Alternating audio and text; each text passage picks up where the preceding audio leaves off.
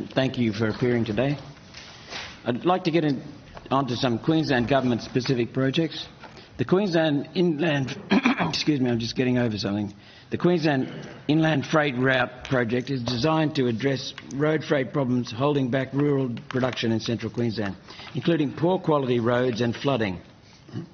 The project appears to be waiting on the Queensland Government to provide further details since April 2022 by the look. Where is this project, please?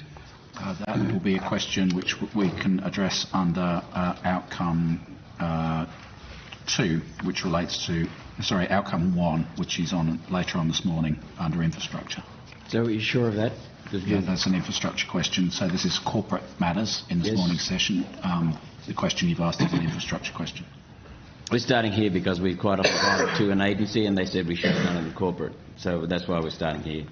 Okay, well, if you'd like me to take the question on notice, I can, and we can provide an answer if you're unavailable for the infrastructure session later on, but I don't have the relevant officials here for this session. They'll be here later on this morning.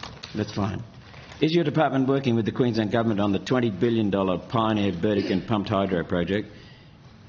Pumped hydro would be a matter for the Department of Climate Change, Energy, Environment and Water.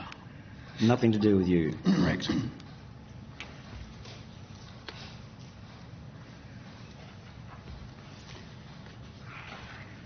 So I take it that your department is not working with the Queensland Government on the $14 billion Barumba pumped hydro project for the same reason? It's not our accountability, it's a different department. We're land transport. Is your department pursuing a single project in Queensland designed to provide additional water storage for irrigation? Same answer, different department. Which one? The same answer, it's the Department of Climate Change, Energy, Environment and Water.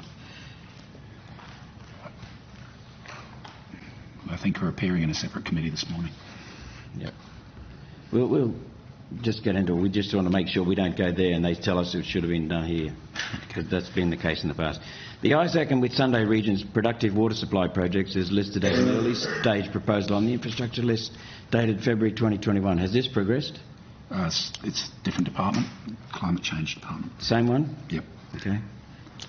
Minister, where is the food going to come from for the extra 2 million people your government has let in so far if you fail to provide an expansion of agricultural production? Is it going to come from China? No, I'm very confident that Australia's farmers will be able to meet the demand and further expansion, and there's plenty of opportunity out there. I think when you look at Rookwood Weir and the difference that will be able to make to farming communities, that Australia has a bright future when it comes to producing produce. Is your government actively looking at or pursuing any additional water storage or irrigation projects? Well, it's not really a matter for this portfolio, Senator Roberts, as okay, let's move on the Secretary has pointed out. Iron Boomerang. Recommendation 1 of the Regional and Rural Affairs Transport Committee inquiry report into the project known as Iron Boomerang reads, quote, "The committee recommends that East-West Line Parks resumes engagement with Infrastructure Australia and provide it with the information that it requires to complete an assessment of Project Iron Boomerang." End of quote. East-West Line Parks reports they have not been contacted with a list of information the department requires to act on this recommendation, despite the Senate asking you to do so. East-West have submitted 1,500 pages of data, so the ball is firmly in your court. Why hasn't the department progressed this project? Again, that's not under this outcome. This outcome is about corporate matters. However, I think I heard in your question a reference to Infrastructure Australia, which is not my department. Infrastructure Australia will be giving evidence separately to this committee tomorrow, is my understanding. Recommendation 2 reads, the committee recommends the Australian Government commissions and publishes a scoping study on the establishment of a steel plant or steel plants located in Northern Australia. Has that study been commissioned? That would be a matter for the Department of Industry, Science and Research. Resources. Resources. Apologies.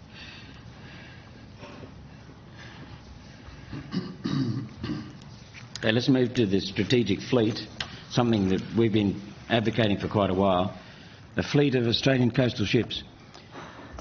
Queensland should be a big winner out of this proposal, with a long coastline currently underserved by road and rail transport. A national rail circuit would help that, which I'll ask about in a minute. However, the idea excuse me, is to encourage private ownership of ships to service the Australian coastline and the Pacific, which could then be requisitioned in the event of an emergency, which could be next pandemic, for example, or next virus. The report doesn't go into detail about where the freight will come from, and that's of concern to us. Specifically, which companies and how many containers. Do you have data or information on where the containers are going to come from to keep container vessels commercially engaged in the scheme? In other words, where's the demand for the cargo? That will be a matter for outcome 2, which is on at 3 o'clock this afternoon under Transport, and we'll have relevant officials here, including in relation to Strategic Fleet. So they can handle all my questions and details on that? Yeah, they will be able to, yeah. Outcome 2. Outcome 3, wasn't it? Outcome 3... Outcome 3? No, outcome 2, Transport. You said initially outcome 2. At 3 p.m. At 3 p.m. Maybe. Yeah. That's wishful thinking, Minister. I'll go with it.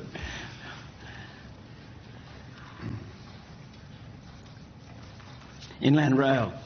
Referring to the SHOT review of Inland Rail presented 18 months ago and the government response, recommendation 2 of the SHOT report was to create a subsidiary of ARTC, Australian Rail Transport Corporation, dedicated to the Inland Rail project. 18 months later, I see that Inland Rail Proprietary Limited in the hearing program today. But this is not on your website or on the main directory.gov.au website. Could you please provide more information to show what you have achieved in the last 18 months getting Inland Rail's project management sorted? Could you tell us about it? That would be under outcome 1, which is on later on this morning under infrastructure. But you're right to say that Inland Rail will be giving evidence tomorrow. They've been established as a discrete subsidiary of the Australian Rail Track Corporation in order to deliver that project, and are getting into the program of delivery. Thank you. Recommendation 13. I'll ask this question now, despite what you just said, just in case I can get an answer. Recommendation 13 of the SHOT report, which the government agreed to, is the appointment of an independent specialist to define the scope of the project, having regard to the design solutions by ARTC. Has that happened, and what have they found? That will be under the outcome 1 later on today. The newly constituted CEO and board of the Inland Rail Corporation are working to take the project through its planning processes so the scope can be finalised, and once they've done that and arrived at a costing that they're happy with, that will be subject to review by the department as recommended by Dr Schott.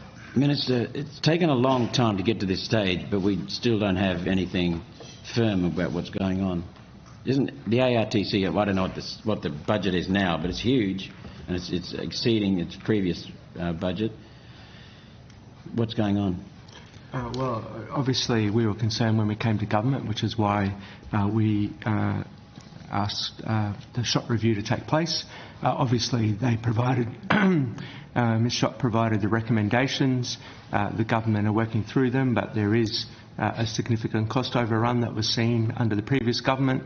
The approvals were in disarray, particularly in Queensland, which I'm sure you're aware of, Senator Roberts. So there's a lot of work to do to get it back on track. I'm confident that the government is pursuing that. Okay, so I'll keep the questions for ARTC and Inland Rail. Minister, the Port of Gladstone is building a new container facility and intermodal. Gladstone is the best placed container port in Australia to receive and send containers to anywhere in the world.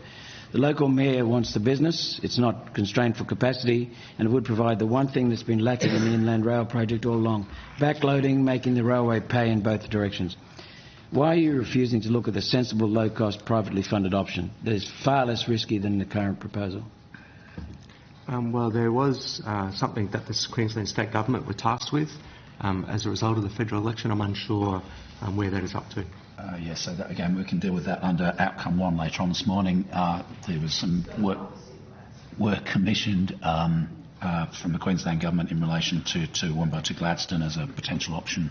That work is being finalised at the moment for government consideration. So the state government's considering that? The state government has been undertaking some work. It's jointly funded, as I understand it, by the Commonwealth Government, and that work will conclude soon. Thank you. Thank you, Chair. Senator Roberts. Senator Hodgson-May, do you have any questions for corporate matters? I do. Okay. My question's for the Department of Infrastructure, Secretary Jim Betts. I'm asking on behalf of a community group in the electorate of Ryan, the Kenmore Men's Shed, regarding a community development grant CDG 1512, originally awarded in August 2019. There are 3 groups now in receipt of this CDG administered by the Brisbane City Council.